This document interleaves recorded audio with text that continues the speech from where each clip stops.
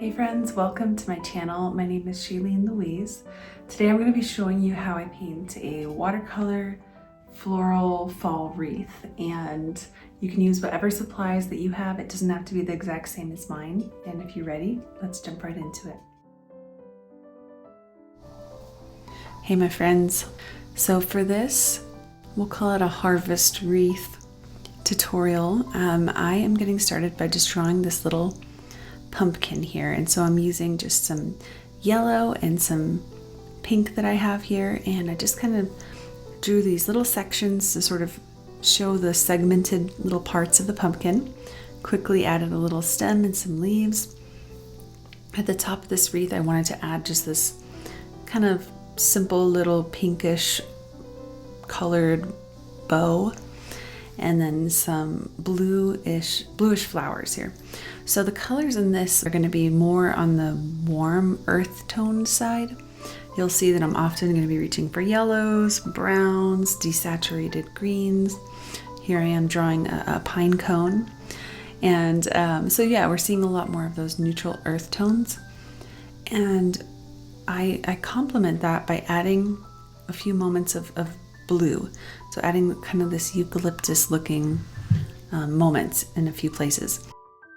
And so that kind of just gives it some nice contrast. I just don't like for things to just feel like too much in one family of colors. It can be kind of soothing, but I think it lacks interest. So adding just a little bit of blue in there. You know, I was laughing earlier. I was talking to somebody who was just like, don't start talking about fall when we still have 3 weeks of summer left. And I definitely agree with that. I think it's important to try and enjoy the season that you're in, but you know what? I'm seeing a lot of pumpkins and sunflowers everywhere I go, so I think this is actually very timely.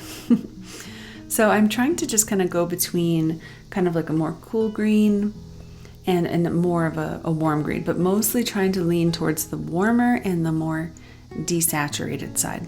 So here I'm painting a pumpkin from the above kind of aerial shot looking down. Looked a little bit funny, but I'm going to come back later after it dries and just add a few more details to that one. I was kind of just trying something there, and I think it works, but you got to give me some time on that one. So I'm adding another little pine cone here. This brush I'm using is a hog's hair brush, and I don't use it very often. I should. It has a really interesting feel. It reminds me of kind of like that, maybe like Japanese or Chinese calligraphy brush. I think that might be the type of brush that it's commonly used for. But it's a great brush. It holds a lot of water and it has a very nice fine point to it. And so I think this was the perfect brush to use for this painting. I experimented with a few different types of brushes before I settled on this one. I did a couple practice paintings first, and yeah, I feel like you just kind of got to find the right tool for the project, you know. And as you can see, I can do these really fine dashes, kind of those pine needles with this brush, and I can still do these larger, you know, quick leaf shapes.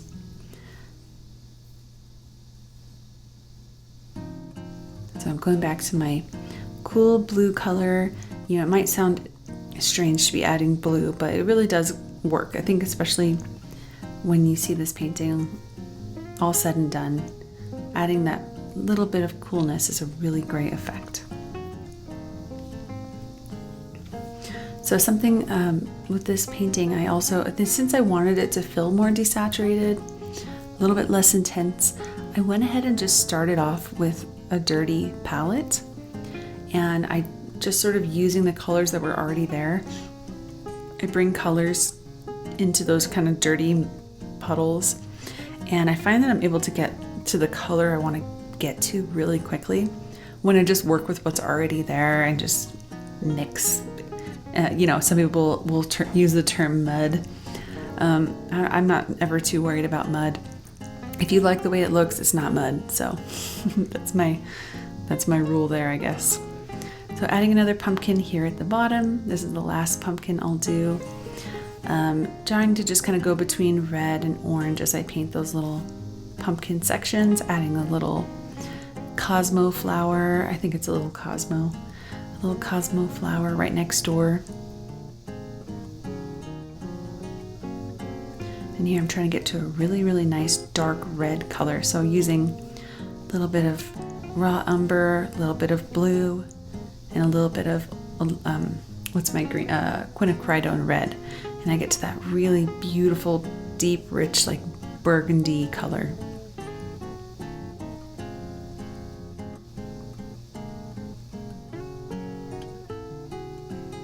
With this wreath, I wanted it to feel a little bit kind of romantic and whimsical. So, I tried to, kind of keep that circular shape, but also just make sure to add kind of these little wispy tendrils kind of flowing outwards around the edges as I sort of went around. Something that also might be really helpful for this, if you're following along here, move your paper around. Obviously I'm trying to keep my wreath in frame in the very center because I'm making this as a video, but this would have been a lot easier if I didn't have to hover my wrist over wet paint because I don't want to make my wrist smudge everything. So be sure to move your paper around. Just make sure it's at the most comfortable angle for you as you're painting. That's a little bonus tip that I didn't do myself. So.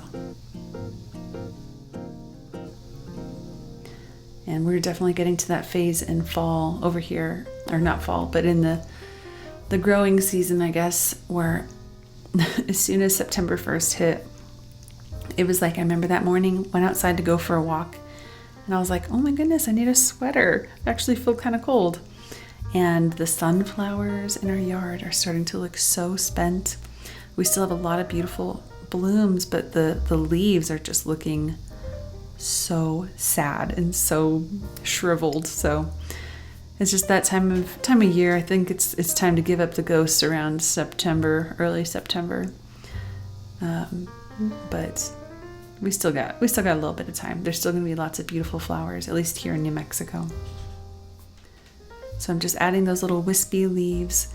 I want some of them to be going out off to the sides, as I said, but I also want some of those wispies to be kind of going inward as well. One of my favorite details is to add just these little seeds here and there too. So I'm just adding these little red seeds, these little red leaves, just trying to give this arrangement just a little bit more depth. So that was kind of my first pass, and it feels like things feel pretty light still. So this is where I'm going to go through and just add a little bit more darker values to give it a little bit more depth. Yeah, things look very light right now, especially up on the top side. So just adding a little bit more red to my little ribbon there. And I was unsure about doing that ribbon because I didn't know if it would make it look too Christmassy. But when it's all said and done, I think it was a nice effect. So again, I'm here adding these little berries or these little seeds. I think that's a really great way to add just some texture, some extra, just kind of filler to your wreath without overdoing it. So that's a great little tip there for painting a wreath. And I think this would be a really great, you could use this as just little fall decor in your home or give it away as a greeting card. Just frame it, put it up as some, decorations instead of going to Home Goods and buying a bunch of plastic pumpkins. We could just paint our own. So kind of a fun little craft, little project, maybe a great one to do with some kids, kind of depending on your kids' ages, I suppose. So again, going back to this pumpkin here, and I just added a little bit more yellow and a little bit more red to actually all of my pumpkins. I felt like they just needed a little bit more emphasis. Like I felt like they looked a little bit flat. So I like how they looked as soon as I added that extra orange to them. And then I just went around and added like the lightest bit of kind of a yellowish orange, very, very watered down, just to kind of help fill in, give it just a little bit more definition, a little bit more texture. So I hope you guys enjoyed this short and sweet fall wreath tutorial, and I will see you again very soon with another video. If you guys want to learn more from me, be sure to find the link below in the description to join Bloom Watercolor Club, where I have monthly tutorials and an amazing creative community that you can join. And so I'll have that link below, and I'll see you again very soon with another video. Bye-bye.